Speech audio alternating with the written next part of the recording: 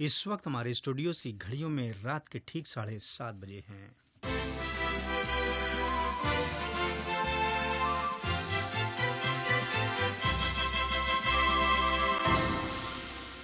یہ ریڈیو قطر ہے۔ اب آپ نثار احمد انصاری سے خبریں سنیے۔ پہلے اہم خبروں کا خلاصہ۔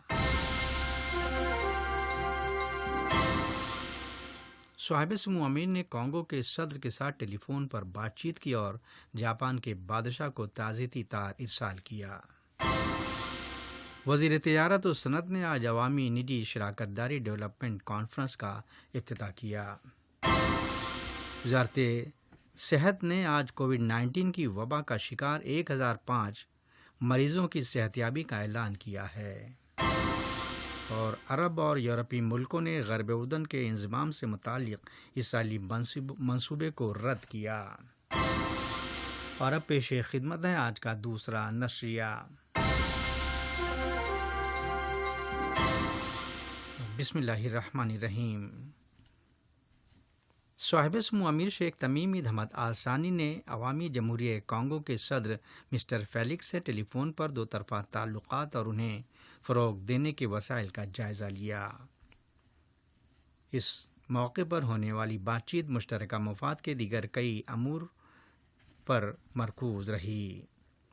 دریاسنا صاحب سمو امیر نے جاپان کے بادشاہ ناروہیتو اور وزیر اعظم شینزو آبے کو ان کے ملک کے مغربی حصے میں آنے والے سیلابوں میں ہوئے جانی نقصان پر تعزیت کرتے ہوئے زخمیوں کی جلد صحتیابی کے لیے نیک خواہشات کا اظہار کیا۔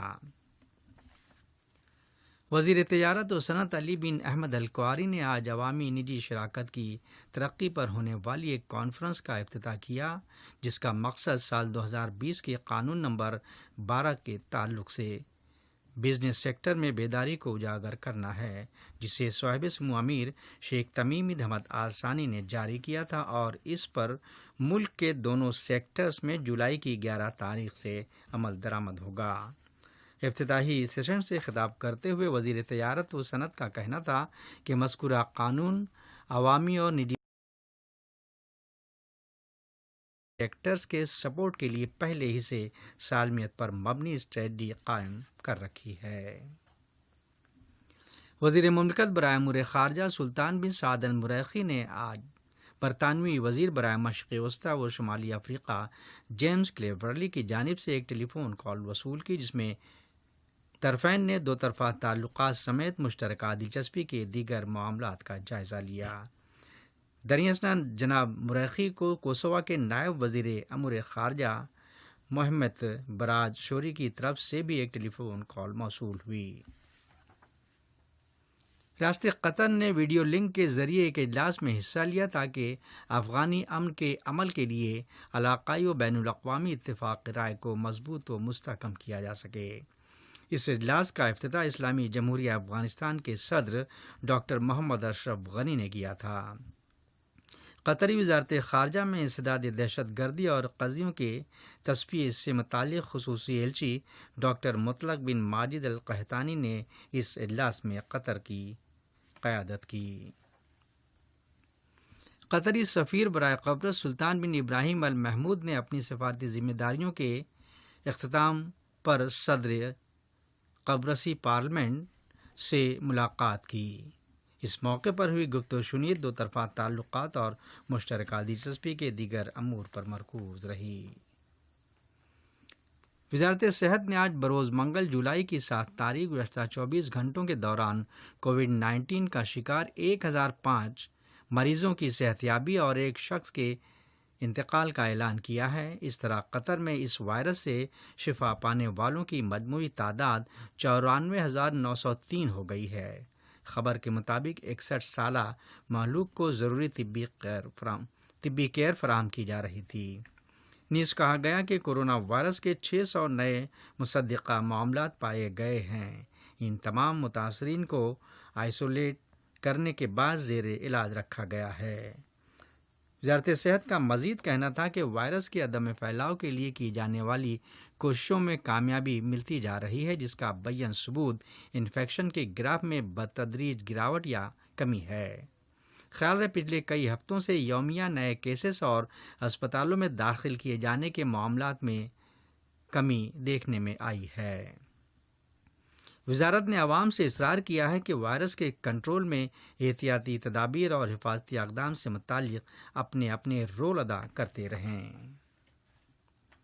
وزارت صحت نے ترکی میں 4 ایسے طبی مراکز کو منظوری دی ہے جہاں قطری شہری کووڈ-19 کے ٹیسٹ کرا سکتے ہیں اور منفی رپورٹ آنے پر انہیں قطر پہنچنے پر لازمی ہوٹل کوارنٹائن سے مستثنی قرار دیا جائے گا۔ تاہم باوجود اس کے ایسے تمام افراد کو 14 دنوں کے لیے اپنے گھر ہی میں کوارنٹائن کرنا ہوگا۔ یہ خبریں ریڈیو قطر سے نشر کی جا رہی ہیں۔ کووڈ-19 کی وبا کے اثرات سے متعلق دنیا کے دیگر حصوں پر نظر ڈالی جائے تو فی الوقت 11.6 ملین افراد پازیٹیو اور 5,37,000 سے زیادہ متاثرین ہلاک ہو چکے ہیں۔ عمان کی وزارت صحت نے آج اپنے ملک میں 1262 نئے کنفرم کیسز کی رپورٹ دی، جہاں اب کووڈ-19 کی وبا کے متاثرین کی مجموعی تعداد 49,000 ہو گئی ہے۔ ادھر کویت میں آج نئے 601 انفیکشنز کے معاملات کے بعد یہ تعداد بڑھ کر 51,245 ہو گئی، جبکہ آج ہی کے دن ایران میں 200 لوگوں کی کورونا وائرس سے موت واقع ہوئی ہے، جو ماہ فروری میں وائرس کی وبا پھوٹ پڑنے کے بعد ایک دن میں ہونے والی ہلاکتوں کی اب تک کی سب سے زیادہ تعداد ہے۔ یاد رہے اتوار کے روز وہاں 163 لوگوں کا انتقال ہوا تھا۔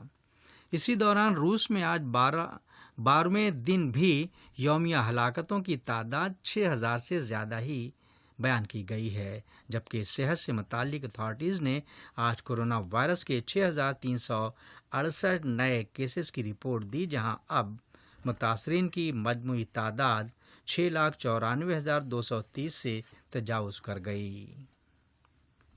مقبوضہ غرب اردن کے حصوں کے انضمام سے متعلق اسرائیلی منصوبے کے خلاف 9 عرب ملکوں نے ایک مؤثر بین الاقوامی موقف اختیار کرنے کا مطالبہ کیا ہے۔ اس کے علاوہ آج ہی کے دن جرمنی، فرانس، اردن اور مصر کے وزرائے خارجہ کی جانب سے بھی غرب اردن کے فلسطینی علاقوں کے الحاق سے متعلق اسرائیلی منصوبے کے خلاف شدید احتجاج کیا گیا۔ اقوام متحدہ کی ایک رپورٹ میں آج کہا گیا ہے کہ شامی حکومت کے دستوں نے ملک کے شمال مغربی شہر ادلیب کے اطراف باغیوں کے زیر کنٹرول علاقوں میں واقع کئی اسپتالوں، اسکولوں اور مارکیٹس پر سلسلے وار حملے کیے۔ برطانیہ نے صحافی جمال خاشقجی کے قتل میں ملوث سعودی عرب کے 20 شہریوں کو ہدف بناتے ہوئے ان کے خلاف اقتصادی پابندیاں عائد کرنے کا اعلان کیا ہے۔ ایتھوپیا کا کہنا ہے کہ وہ اگلے چند ایام میں دریائے نیل پر موضوع بحث میگا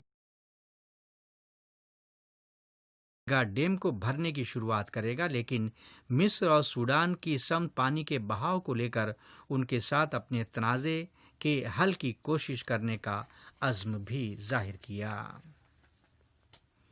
لبنان کے وزیر داخلہ محمد فہمی نے مقامی روزنامہ الجمہوریہ کو دیے گئے ایک بیان میں کہا کہ وزیر اعظم حسن دیاب مستعفی نہیں ہوں گے۔ خیال رہے کابینہ تحلیل کیے جانے کے جاریہ مطالبات کے تناظر میں ان کا یہ تبصرہ سامنے آیا ہے۔ عراقی وزیر اعظم مصطفیٰ الکاظمی نے بغداد میں محقق ہشام الہاشمی کو ان کے گھر کے نزدیک گولی مار کر ہلاک کیے جانے کے فوراً بعد قاتلوں کو انصاف کے کٹہرے میں کھڑا کرنے کا عزم ظاہر کیا۔ شمالی کوریا نے ایک مرتبہ پھر دہرایا کہ امریکہ کے ساتھ مذاکرات سے فوراً رجوع ہونے کا اس کا کوئی ارادہ نہیں ہے۔ واضح رہے یہ بیان ایسے وقت دیا گیا کہ امریکہ کے ایلچی برائے جوہری امور جنوبی کوریا پہنچنے والے ہیں تاکہ جمود کا شکار نیوکلیئر ڈپلومیسی پر تبادلہ خیال کیا جا سکے۔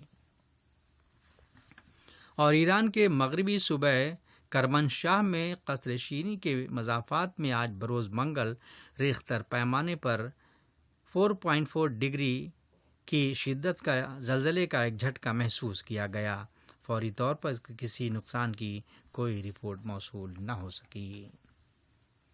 آج کا نشریہ ختم ہونے سے پہلے اہم خبروں کا خلاصہ ایک مرتبہ پھر سماعت فرما لیجیے۔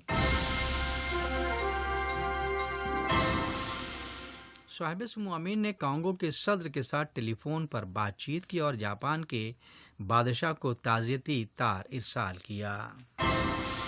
وزیر تجارت و صنعت نے آج عوامی نجی شراکت داری ڈیولپمنٹ کانفرنس کا افتتاح کیا۔ وزارت صحت نے آج کووڈ-19 کی وبا کا شکار 1005 مریضوں کی صحتیابی کا اعلان کیا ہے، اور عرب اور یورپی ملکوں نے غرب اردن کے انضمام سے متعلق اسرائیلی منصوبے کو رد کیا ہے۔ ریڈیو قطر سے آج کا دوسرا نشریہ ختم ہوا۔ اگلا نشریہ کل صبح 9 بجے پیش کیا جائے گا۔